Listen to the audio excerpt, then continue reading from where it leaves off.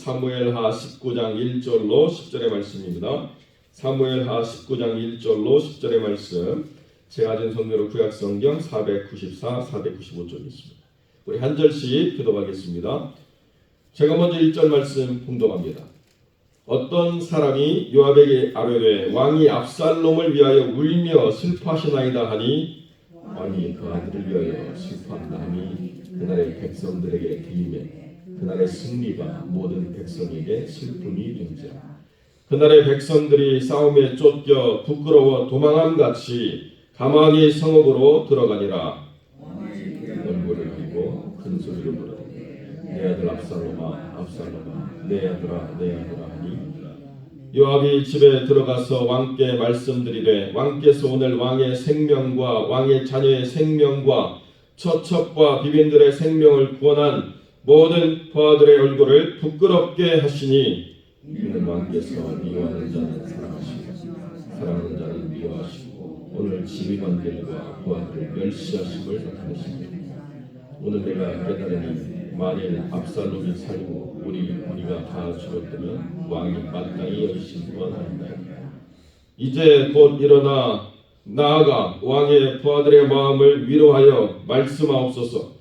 내가 여호와를 두고 맹세하옵나니 왕이 만일 나가지 아니하시면 오늘 밤에 한 사람도 왕과 함께 머물지 아니할지라. 그리하면 그 화가 왕이 젊었을 때부터 지금까지 당하신 모든 화보다 더 심하리이다 하니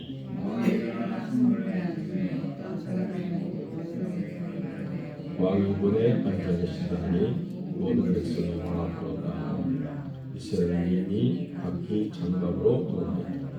이스라엘 모든 지파 백성들이 변론하여 이르되 왕이 우리를 원수의 손에서 구원하여 내셨고 또 우리를 블레셋 사람들의 손에서 구원하셨으니 이제 압살롬을 피하여 그 땅에서 나가셨고 우리가 기름을 부어 우리를 다스리게 한 압살롬은 싸움에서 죽었거늘 이제 너희가 어찌하여 왕을 도로 모셔올 일에 잠잠하고 있느냐 하니라. 아멘. 본문의 말씀을 가지고 감정에 매몰되면 분별력을 상실한다는 제목으로 말씀 함께 나누겠습니다. 오늘 이 압살롬의 죽음과 다윗의 고통스러운 마음은 우리가 너무나도 잘 보게 됩니다. 왜냐하면 우리는 순간순간 상황을 보는 것이 아니고 말씀으로 한 스펙트럼 가운데서 이 말씀을 보고 있기 때문에 왜 다윗이 이렇게 고통스럽게 울부짖는가를 잘 알고 있습니다. 여러분, 압살롬의 죽음에 다윗이 고통받는 이유가 무엇인가 라고 이야기하면 압살롬의 죽음은 그냥 죽음이 아니죠. 압살롬의 죽음은 자기가 정의를 부르짖고 자기 악에 대한 자기의 심판을 자기 입으로 고백함으로 내뱉은 결과라는 것입니다. 반드시 내 배로 갚아야 된다라고 우리아의 죽음에 대한 자기 심판을 자기 입으로 선언한 결과, 첫 번째 이름도 없이 태어난 아이가 죽었고 압살롬의 누이를 탐하다가 암논이 죽었고 이제 압살롬까지 죽게 되었다라고 할 때 다윗이 아버지로서 자기 죄의 책임이 이렇게 자녀들에게 일어나고 있는 것을 정말 고통스럽게 여기고 있다라고 성경이 우리에게 보여주고 있다는 것입니다. 내가 차라리 죽었어야 되는데 네가 죽었구나라고 하는 이 고통스러운 감정들은 우리가 너무나도 잘 이해할 수 있습니다. 그러나 그것은 내 감정에 충실한 부분이지만 아들을 잃은 아버지로서의 나의 정체성이 크냐 아니면 전쟁에 승리한 왕으로서의 내 정체성을 내가 드러내야 되느냐라고 하는 중요한 순간에 개인적인 감정에 사로잡혀서 하나님의 부르심의 자리에 내가 드러내야 될 삶의 태도와 가치가 드러나지 않는다라고 한다면 이것은 큰 실패고 돌이킬 수 없는 큰 사건이 된다라고 성경이 우리에게 이야기하고 있다는 것입니다. 무엇이 중요한가? 개인적인 고통과 대의를 위한 희생의 승리가 서로 갈등할 때 우리는 머릿속으로는 잘 이해합니다. 개인적인 감정은 낮추고 내가 하나님의 부르심의 자리에서 내가 드러내야 될 가치가 무엇인가를 바르게 드러내는 것이 중요하다. 머리로는 잘 이해가 되죠. 여러분, 그런데요, 탁월한 사람들이 지혜가 없어서 망하지 않습니다. 탁월한 사람들이요, 자기 감정을 절제하지 못해서 망해요. 탁월한 사람들이 자그마한 소리에 체면 상하는 거 못 견뎌서 망하고요. 탁월한 사람들이 사람들의 그 무시에 더 자기를 증명하려고 하다가 망하고, 자기의 감정이 휘두르는 대로 통제하지 못한 채 살아가다가 망하는 일들이 지금도 동일하다는 것입니다. 그렇기 때문에 신앙은 감정에 충실하다가 분별력을 잃어버리면 그러면 돌이킬 수 없는 결과를 맞이하게 되어 있다는 것입니다. 아무리 내 감정이 이 상황을 받아들일 수 없도록 나를 몰아간다 하더라도 그때 우리가 나를 죽이고 하나님의 뜻을 붙잡는 그 선택을 해야 됩니다. 그것이 날마다 나를 부인하고 십자가를 지고 주를 따르는 것이라고 하는 것의 실제적인 적용이라는 거예요. 그러니까 제일 위험한 신앙의 태도가 무엇입니까? 나는 내 감정에 충실하다 라고 하는 것이 제일 신앙에 있어서 큰 경계의 대상이라는 것입니다. 좋은 쪽으로 이야기하면 이렇게 표현하는 분들이 있어요. 나는 무언가 꽂히면 합니다. 난 뭔가 필 받으면 합니다. 난 뭔가 감정이 탁 몰려오면 합니다. 그런데 감정이 사라지면 안 합니다. 그 이야기가 그 얘기잖아요. 그죠? 뭔가 막 흥이 나고 신이 나고 재미가 나고 즐거움이 나고 뭔가 감정을 흔들어서 충만케 하는 것들이 채워지면 내가 막 더 앞서서 신나게 무언가를 하는데요. 메마르고 건조하고 재미도 없고 왜 해야 되는지도 모르겠고 즐거움도 없고 모든 것이 감정에 주관한 대로 앞서서 살아가다 보면 때로는 우물물을 기를 줄만 알았지 우물을 파낼 줄 모른 채 표면에 물이 없으면 목말라 죽어버리는 마음이 들 수밖에 없는 선택을 하게 된다는 것입니다. 여러분, 지금 이 땅 위에 물이 없다라고 해서 목마를 이유가 아니고 땅이 물을 드러내지 못한다라고 하면 어떻게 해야 돼요? 땅을 파야죠. 기쁨의 샘물이 흘러나올 때까지는요, 흙투성이가 되고 목이 말라서 입이 쩍쩍 갈라지더라도 땅을 파야 될 때가 있습니다. 언제까지요? 하나님께서 생수의 강이 흘러 넘치도록 채우실 때까지는 땅을 파야 될 때가 있습니다. 그러니까 그것이 내 한 감정에 충실한 삶으로 인해서 내가 신이 날 때는 모든 사람보다 앞서 나가는 삶이 되는데요. 그것이 채워지지 않는 순간에 딱 오면 내가 지켜내야 될 자리조차 흔들리는 삶이 되어버리는 것. 굉장히 불안정한 믿음의 상태를 내가 갖고 살아간다라고 이야기하게 된다는 것입니다. 이런 최고의 상태와 최저의 상태를 계속 줄여나가는 것이 신앙의 훈련이라는 거예요. 너무 신나도 넘치지 않고 너무 재미없어도 말라 비틀어지지 않고 계속 자기를 지켜나가려고 하는 이 신앙의 과정이 우리로 하여금 믿음 안에서 우리 스스로를 든든하게 세워나가는 과정이라는 것입니다. 하나님의 일을 할 때도 마찬가지예요. 내 마음에 맞는 사람들끼리만 하고 싶으면 여러분 그 신앙이 바르게 설까요? 그런데 꼭 어떤 일을 하다 보면 내 마음에 들지 않는 사람들이 있어요. 그런데 그때 내 마음에 드는 방식으로 내 마음이 원하는 결정을 하는 것만 옳은 것이 아니고요. 내 마음이 원하지 않는 대로 하더라도 얼마든지 하나님이 영광을 받으시고 얼마든지 하나님이 그 뜻대로 모든 것을 성취하는 것을 보게 되는 그런 순간들이 더 많이 있다는 것입니다. 그러니까 내 마음에 차게 하는 것보다 때로는 내 마음에 차지 않는 것이 더 나을 때가 있어요. 그래서 우리가 우리의 신앙을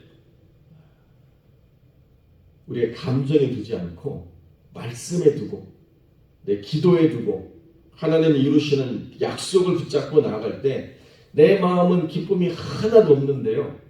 그때 하나님의 언약을 붙잡고 나아가면 기쁨이 하나도 없이 말라 비틀어진 그런 메마른 땅 같은 마음 가운데 하나님이 은혜의 담비를 주시든지 아니면 샘물이 터지게 하시든지 어떻게든지 하나님이 나로 살아갈 소망과 기쁨을 얻게 하시는 때가 반드시 있다는 거죠. 아들이 죽임을 당한 아버지의 고통보다는 하나님의 뜻이 성취되었음에 대해서 왕으로서 사람들을 오히려 축하하고 그 수고와 생명을 걸고 왕을 지키려고 했던 그 모든 헌신에 대해서 격려해야 될 자리라는 것을 분별하지 못하는 그런 때가 다윗에게도 있었습니다. 그렇지만 그때 다윗이 요압이라고 하는 사람의 이 분명한 메시지를 가볍게 여기지 않았다는 것입니다. 그 이야기는 그때에 나에게 하나님이 쓰시는 사람으로 사용하시는 사람들이 있다라고 하는 것을 깨닫고 그렇게 그 사람들의 말을 경청하는 훈련이 오랫동안 계속되어져 왔다는 거죠. 여러분, 다윗에게 있어서 요압은 정말 중요한 사람이지만 정말 통제되지 않는 자기 마음대로 행하는 그러한 말썽꾸리였습니다. 요압은 정말 뛰어난 장수였지만요. 요압은 자기 감정을 통제하지 않고 분노가 차면 죽이지 말아야 될 사람들도 다 죽여버리고 분노가 차면 왕도 신하도 다 무시하고 자기 멋대로 내뱉는 사람이라는 것입니다. 여러분, 자기 멋대로 살아가는 것하고 하나님 안에서 자유를 가지고 살아가는 것하고 차이가 뭔지 우리 분별할 수 있죠? 자기가 가지고 있는 멋의 기준대로 살아간다라고 하는 것이 다 하나님 안에서 자유하는 것이 아니라는 것입니다. 하나님께서는 우리에게 믿음의 자유함을 주셨지만은 하나님보다 자기를 먼저 드러내려고 하는 자기의 멋과 자기의 가치는 다 잘못된 것이라는 것입니다. 요압은 다윗을 위해서 한평생을 바쳤습니다. 요압은 다윗 대신에 항상 전장에 나가서 목숨 걸고 싸웠던 그런 장수였습니다. 그런데요, 요압은 자기 감정을 통제하지 못한 채 자기가 하고 싶은 말 다 하고요. 자기가 죽여야 될 사람들 가차없이 죽여버리는 잔혹함을 가진 그런 사람이었습니다. 그렇지만 다윗에게서 요압은 필요한 사람이었다는 거예요. 다윗이 요압을 내 마음에 합한 사람이라고 말한 적은 없습니다. 그러나 다윗은 항상 요압을 멀리 두지 않았습니다. 그래서 우리 인생에도 요압 같은 사람이 필요하다는 거예요. 자기 멋대로 하는 사람, 그 사람 때문에 힘들고 어렵지만 때로는 그 사람이 자기 멋대로 하기 때문에 모든 관계나 눈치나 체면 다 무시하고 자기가 하고 싶은 말 그냥 내뱉는 그런 사람이 있는데 그 사람이 하나님의 뜻대로 사용되어질 때가 있다는 것입니다. 요압이요, 지금 똑바로 안 하면 나부터도 너 안 볼 거야 그 이야기 한 거거든요. 지금 나가서 이 군사들을 위로하고 격려하고 이 마음을 돌리지 않으면 모든 사람이 너를 다 등질 거다. 그 얘기는 나도 너 더 이상 안 볼 거야 이 이야기 하는 것입니다. 그때 다윗이 요압의 이야기에 자기 논리를 내세우거나 상황을 설명하거나 무언가 다른 이야기로 그 요압의 충언을 무시하지 않고 그대로 나가서 가장 권위 있는 사람이 앉을 수 있는 성문에 딱 앉았습니다. 그 이야기는 왕이 이제 무언가 너희들에게 전달할 메시지가 있다, 어드레스가 있다라고 이렇게 보여주는 중요한 그런 제시죠. 그래서 모든 사람들이 성문 위에 앉아있는 왕이 우리에게 무슨 이야기를 할 것인가를 경청하도록 모든 사람들을 이끌어냅니다. 그때 이 왕이 그 모든 사람들을 위로하고 격려함으로 이 압살롬의 위기의 가장 끝자락에서 다윗이 크게 실수한 이 모든 것들을 회복하게 되는 그러한 역사를 우리가 보게 된다는 것이죠. 여러분, 남의 이야기는 다 쉽습니다. 그런데요, 내 문제로 돌아오면 아무리 작은 거라도요 너무 불편해요. 여러분, 눈으로는 보이지 않는데 뭐가 자꾸 피부가 일어나서 손에 걸릴 때가 있어요. 아무리 만져봐도 나만 느끼는 그런 거슬림이 있을 수도 있고요. 누가 보고 그것을 제거해 줄 그런 자그마한 것들도 있을 거예요.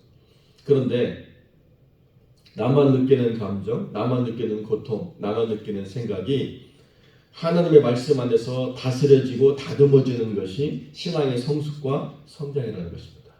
우리가 신앙의 성숙과 성장을요, 큰 어떤 역사를 드러내는 것, 대단한 권능을 드러내는 것, 기적의 역사를 보여주는 것, 여기에 두면요, 우리의 속사람이 하나도 성장하지 않습니다.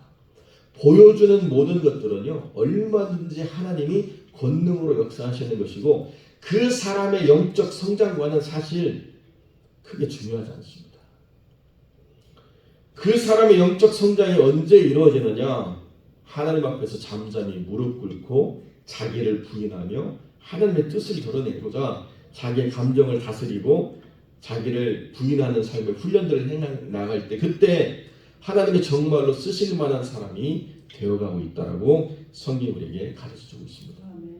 요압은요, 그 멋대로 살아가다가 결국에는 솔로몬에 의해서 처형을 당하는 그런 삶으로 끝나버렸습니다. 얼마나 멋진 사람입니까? 얼마나 생명 걸고 나라를 위해서 수고하고 다윗을 위해서 목숨 걸었던 사람입니까? 그런데요, 통제되지 않으니까 결정적인 순간에 하나님의 뜻이 어디 있는가를 분별하지 않고 살아가다가 결국에는 솔로몬에 의해서 그렇게 죽임을 당하는 그런 삶으로 끝나버렸다는 것입니다. 그 이전까지는 항상 왕의 오른팔이었고, 그 이전까지는 때로는 왕보다 더 큰 영향력을 행사하는 사람으로 그렇게 드러났던 삶인데요, 마지막에는 심판으로 끝났다는 것이죠. 이것이 우리가 경계해야 될 믿음의 가장 중요한 가치라는 거예요. 언제 하나님과 우리가 하나 될 수 있는가? 내가 하나님보다 앞서지 않을 때 하나 될 수 있습니다. 내가 하나님 뜻대로 살아가는 삶을 살아가는 것이 우리 믿음의 가장 중요한 복이라는 거죠. 어떤 며느리가 신앙의 간증을 하는 것을 또 이렇게 짧은 영상으로 보여주는데요, 아버님이 연세가 있어서 약을 드시는데 갑자기 하나님이 감동을 주셨나 봐요.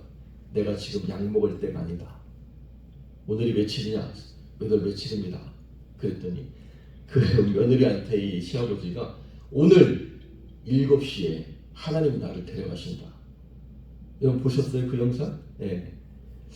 그런데 그 며느리가 그렇게 가실까 했는데 정말로 오후 6시가 되니까 주님이 나를 데리러 오신다고 누워있던 시아버지가 벌떡 일어나가지고 손을 하늘로 들고 이렇게 주님 만날 모습을 보여주더니 목사님이 안수하시고 뭐 이렇게 다 기도하는데 돌아가셔서 보니까 정확히 7시에 저녁 7시에 하나님의 부르심을 받으셨대요. 그러면서 아버지와 살아간 그 모든 인생의 날에 가장 신앙의 자랑이 되는 게 뭐냐? 그렇게 살아계신 하나님과 동행하다가 간 시아버지를 내가 만난 게 내 삶의 은혜라는 거죠. 여러분, 대단한 사람이라고 들려지는 그런 소문들이 그 사람의 실체를 말하는 것은 아닐 때가 참 많이 있습니다. 오히려 드러나지 않는 가운데 진실되고 온전한 믿음으로 하나님의 영광을 드러내는 사람들이 있기 때문에 하나님께서는 아직도 이 땅에서 하나님의 역사를 드러내시고 영광을 받으시는 것이죠. 내가 얼마나 큰 일을 했느냐, 이 전쟁을 어떻게 승리로 만들었느냐, 얼마나 대단하냐라고 하는 것으로 평가받는 것이 아니라 하나님의 때를 분별하고 나를 누르고 하나님의 영광을 드러내기 위하여 내 안에 있는 이 내적인 싸움을 싸우는 믿음의 사람들이 계속 하나님 앞에서 나를 이기고 하나님의 영광을 드러내는 삶을 살아가는 그것이 주님이 기대하시는 것을 분명히 깨닫고 우리의 삶의 기쁨, 슬픔, 외로움, 우울함 많은 감정이 있지만 그 모든 것들을 다스리고 분별하고 믿음의 승리를 드러내는 복된 영혼들이 되시기를 주님의 이름으로 간절히 축원드립니다.